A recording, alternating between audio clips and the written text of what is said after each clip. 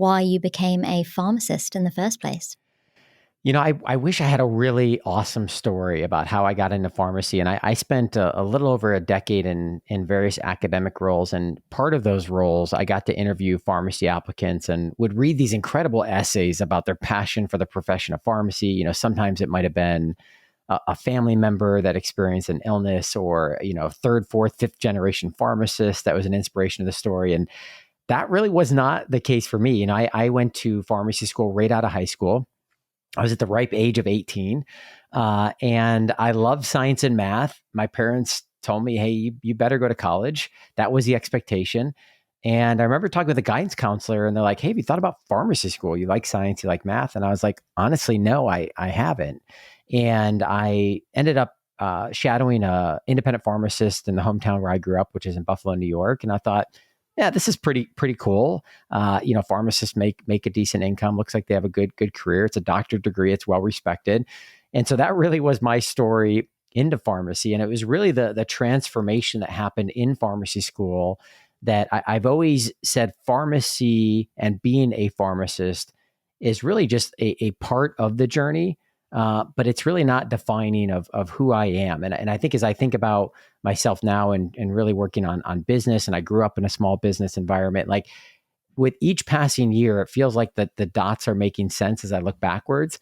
And pharmacy is an interesting part of that story, but it wasn't a defining part of the story. And so I graduated from Ohio Northern University in 2008 with my doctorate degree. I did a year of residency, partly because I felt like, hey, that's what I should do. Not really sure what the next step is. Fell in love with teaching during residency, and from there would go into a few academic roles before I started the business journey. And how did you get into pharmacy school directly from high school? Because obviously I've talked to a few American pharmacists, and I studied my undergraduate my first degree in the US when I was living in Virginia. And I did the 4 years in biology with a minor in chemistry, and then applied for my PCATs, etc. afterwards. How did you go straight from high school? Yeah, this is interesting. We're actually seeing there's not many out there. There's certainly been a drop off. It never was a majority, but a drop off in the number of what we call 0 to 6 PharmD programs, where essentially your bachelor's and your doctorate degree are all rolled up into one. And what intrigued me in part about the university I went to, which was Ohio Northern University, is that it didn't require me to take the PCAT going directly into, which is the pharmacy admissions test that often schools will require, whether it's direct entry or after doing a bachelor's degree, similar to like the MCAT going into medical school. And I wasn't great at standardized tests. And so I was trying to find a way, hey, how do I get around that, but still get into pharmacy school? And my university specifically, interestingly, I think they just changed this a couple of years ago, but they did not issue a bachelor's degree while we were there. So it really was straight to a doctorate degree. I don't have a bachelor's degree on record, which, to be honest, like I don't love that model. If I had to go back and do it again, I think there's real value in having both some of the time and the years of experience, as well as a bachelor's degree if you decide to pivot and change. I probably could have easily put together a bachelor's degree with a lot of the courses that I put together, but it wasn't something that was completed as a part of the PharmD program. So if you know with 100% certainty that pharmacy is your thing, and there's no question about that, you could argue a 0-6 program is the fastest way. I guess I would challenge that by saying, how many folks at 18 years old know with 100% certainty what they want to do with the rest of my life, their lives? And I thought it was a good fit. And obviously I've taken some variations in my career path in the first 15 years, but I think it's always good to have options. And I think a bachelor's degree and being to have some of those options can be really valuable. Yeah, 100%. And you're right. And I've talked about this before in terms of age. It's very difficult to know what it is that you'd like to do at the age of 18. And that's right. In England, it's very different. You finish high school, and actually when you're in your last 2 years, so say your junior and senior year of high school, you cut down from all of the kind of regular subjects that you would do in high school to just 3 or 4 of your main subjects. So from 16, you have to actually choose. In fact, from 15, you probably have to make those choices as to what to start when you're 16. So if you're going down the medical route or pharmacy route, you automatically need to go down the scientific side. So you're kind of taking biology, chemistry. And those choices then lead you to certain university options. That's right. So, students are having to make decisions about their career so early. And there probably isn't as much career advice in the UK as I saw when I lived in the US and went through high school. I think a lot of children rely on their families, to like parents to support them in that journey, which is great. But still, you don't exactly know where your skills are, what you're passionate about. And then you start university and you feel like potentially you might want to pivot somewhere else, but because you're spending so much on your fees, etc., there is kind of some limitations in terms of trying to change pathways. I think the US system works really, really well, especially when I did the 4 years in biology and chemistry. I mean, the first year was just loads of different, Mm-hmm.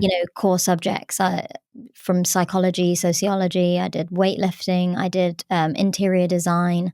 There was a lot of opportunity to try other things and enjoy other things, because who wants to just be doing science That's right.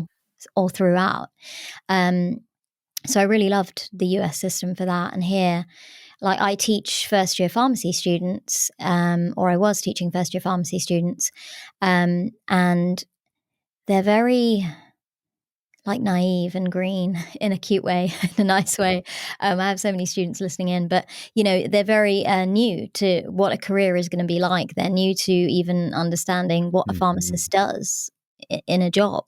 They have a limited kind of vision of what it looks like because of how it's perceived by the public. So you've got your high street pharmacy, you've got people working in hospitals, you've got people working in industry, and that's Mm-hmm. kind of like the main three areas that students are aware of, but there's so much more available. So, of course, for me, this platform is just perfection because it gives everyone so much information Yes. about what type of roles you can have, what kind of skills you need, what people have been passionate about and how they've transitioned, like from one role to another and kind of following your dreams. Mm-hmm. So when I get that feedback the same as you do, it's so rewarding, and it just Mm-hmm. makes me feel like I have to continue this journey. Like, I cannot stop this podcast because it's making so many people happy, and people are just changing their lives. They're changing jobs. Mm-hmm. And that's down partly to listening in to people's stories, which is just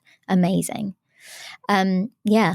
It is amazing. And I think that there is definitely a movement here in the US, I suspect abroad, of a broadening of the view of what a pharmacist potentially could be doing. And that's one of the things I love about the podcast platform is I get to share people's stories, whether it's their financial journeys and paying off debt or saving for investing for the future or starting a nonprofit, whatever would be their journey and their story. I think those are inspiring, but also sharing many examples of pharmacists that are starting businesses and going into non-traditional, different career paths. And I think, again, back to my comment a few moments ago about a pharmacist roles and identity, I think so often too early we get narrowed into a pathway of, I'm going to be a hospital pharmacist, or I'm going to be a community pharmacist, or because I'm a pharmacist, I could do X, Y, and Z. And when I would advise many students from a career standpoint, there was very much this feeling of, I'm either going to go do a residency or I'm going to go work in community practice.